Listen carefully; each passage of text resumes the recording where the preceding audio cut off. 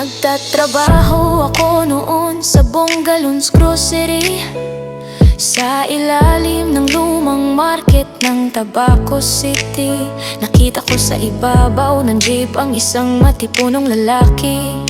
Ako'y napatanaw, sino kaya yan? Naitanong ko sa aking sarili. Isang araw inutusan ako ng aking boss, bumili ka nga ng santol na Bangkok dyan sa may tabi.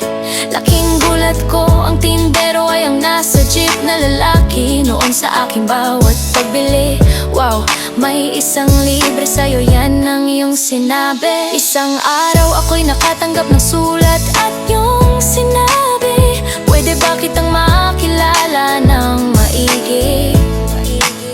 Ako naman ay nagpaalam sa aking boss kung pwede, at ang sabi niya pagkatapos ng trabaho, hala sige.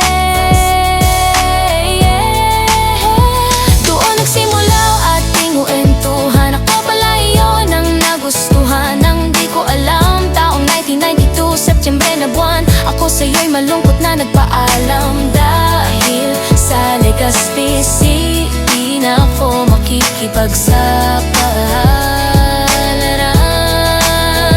Isang araw ako'y nagulat, sa aking harapan ikaw ay nandoon. Kaba ng puso, hindi karaniwan, at di ko maintindihan.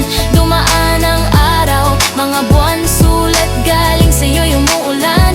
Doon nagsimula, pag-ibig na pala aking nararamdaman. Same year, November 4 na tayo'y naging magkasintahan. At taong 1999, sibil tayo'y ikinasal sa work-related na dahilan. At taong 2000, sa harap ng simbahan ay tunay na nagsumpaan. Thank you Lord, dalawang anak na lalaki tayo ay biniyayaan. Sa ating pagsasama, hindi lahat naging masaya. Sabi ko sa sarili, ganito pala ang mag-asawa at magkapamilya. Dahil sa ating pagsasama may mga dumadaang bagyo at ulan, subalit dahil sa pagmamahal, lahat yun nating nalalampasan. Tunay na pagmamahal ang ating naging sandigan. Dumating ang pinakamasakit, ikaw ay nagpaalam.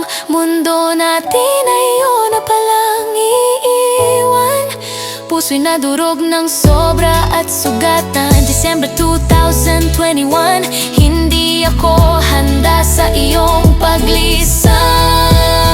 Ngunit alam ko ang lahat ay may dahilan, at tanging Panginoon lamang ang nakakaalam. At sa tamang panahon ng ating pagkikita, tayo'y muling magsasama. Na wala nang magpapaalam pa, pangalan ko sana'y maalala mo pa. Tibok ng puso natin sana ay iisa pa.